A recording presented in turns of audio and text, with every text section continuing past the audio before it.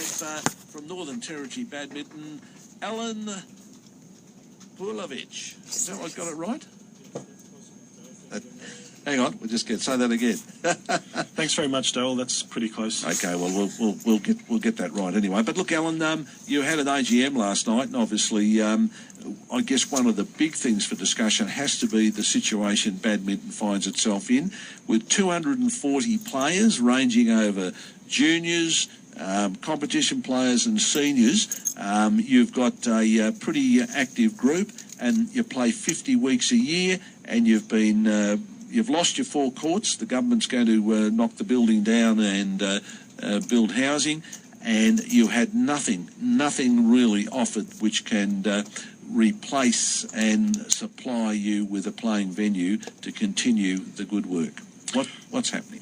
Well, that's correct. We actually have 5 courts, Darryl, but the issue is that we've been offered an interim solution, which is this shared facility, shared cost for a commercial warehouse, and we've rejected that because no sports in the NT.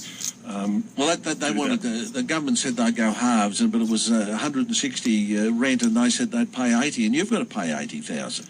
That's right. So, look, obviously it'll financially destroy us. You can't do it. No. And I guess the other issue is that it doesn't really provide us a secure long-term future. It really just takes us out beyond the next election, and who knows what might happen after that. So we'd probably be back wearing our Save Our Sport T-shirts in 4 or 5 years' time again, I think. Yeah, no, I find it absolutely amazing that this hasn't been treated seriously by government. I mean, the number of the people playing it, when you take the 240 people and you add their wives and maybe their kids, you're talking 500 to 700 votes that are potentially in the mix of things here, and plus their friends and all that, and that's a lot of political pressure that you can bring to bear. So that's the first point, and I think the other point is with the number of people you've got on your junior program you've got going, you'd think the government would be trying to encourage it. Well, I should also mention, Darryl, that we have been pleased that the government has sort of come to the party and offered us an extension at Sports House through to the 31st of March. But you're quite right. We have a lot of players down there ranging from 8 to 80 years of age, male, female, and we have players that we sent in the last year to the under-17s, under-15s and under-19s nationals, and we've got young kids going to the under-13s nationals in Victoria in January. So we're a very busy bunch down there. You've got a program in actually bringing the juniors forward too, haven't you? That's right. So we've got coaching programs down there that run all through the week. So we basically use our Sports House facility for junior coaching, ladies badminton daytime, social events, competitions. It's a very, very busy place down there. Well, you're using the courts all day, and you're using them 7 days a week and 52 weeks of the year. Is that right? Or 50 weeks of the year? Yeah, 50. We like to have a couple of weeks off during Christmas, Darryl. But, I mean, it really is constantly in use. So you can't use the offer of, say, a school hall is no good because that's used by the school during the day and quite often several times an evening. So you need something that gives you the capacity. As you said, you've got 5 courts, they're operating, and you've got people there all the time. And it really means that there's got to be a serious look at this by government, and as part of their sports programming, the way they support just about all sports in the Territory. It just seems that they should be also looking at continuing support for badminton. Yeah, government has an obligation to ensure that there's adequate community infrastructure, and all sports in the NT do rely on that support to make sure that the benefits arise.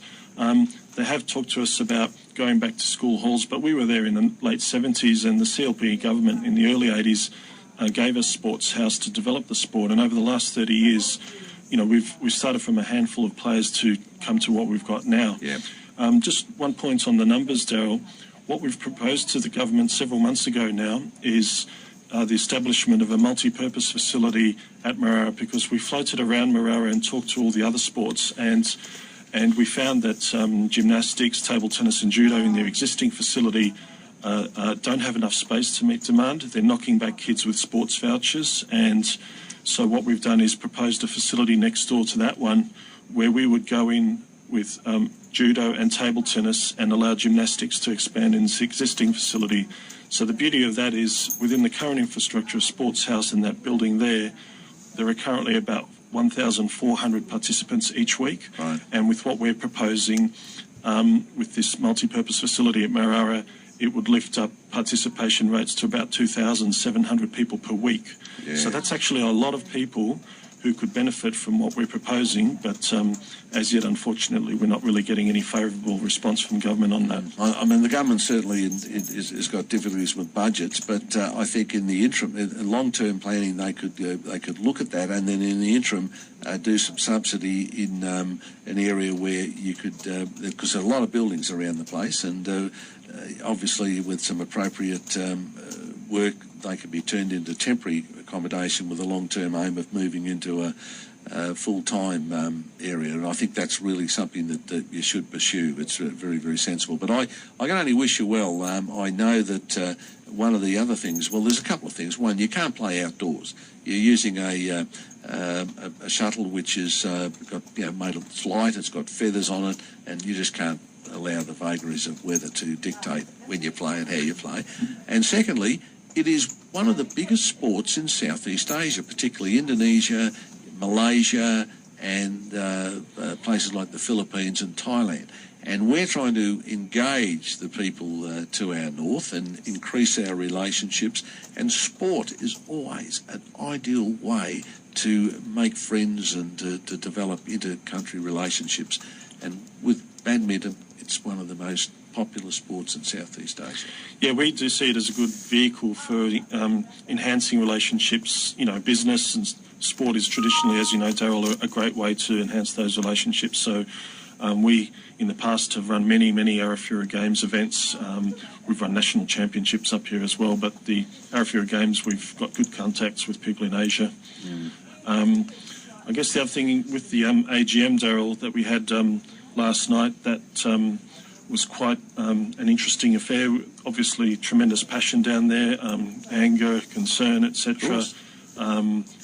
And really, what we've done is agreed on a motion down there for the future of the sport, because really we're in crisis, we're stuck, and basically the motion reads that the members of NT Badminton Association only agreed to leave Sports House when the NT government identifies an alternative single venue accommodation solution that's acceptable to us and a binding agreement is made. So we really want to, I guess, reinforce the fact that we're being displaced. The government will is looking to get that housing in place, but really there are a lot of people that are going to suffer from this, and we really need to ensure that there is sufficient community infrastructure in place for Darwin and Palmerston residents. Well, there you go. If things haven't been sorted out by March, you're going to have a live-in by the badminton organisation in their present facility. So that shows that I guess the strength of feeling by the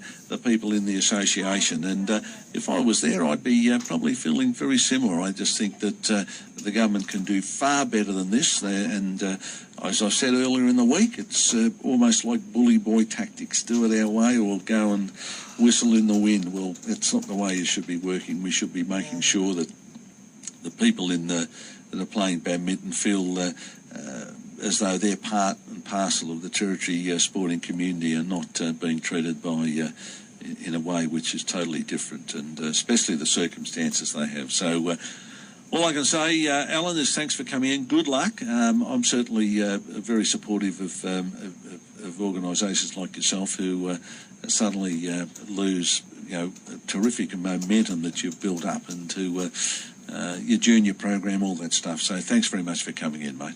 A pleasure, thank you. Okay, there you go. We're talking with Alan Puhalovich, and he's from Northern Territory Badminton. And let's hope the government does come up with a solution, because it would make a lot of people happy and save a lot of heartache, and also enable a sport that's really growing to continue growing and do the right thing by our neighbours as well. With Darryl Manzie on 104.1.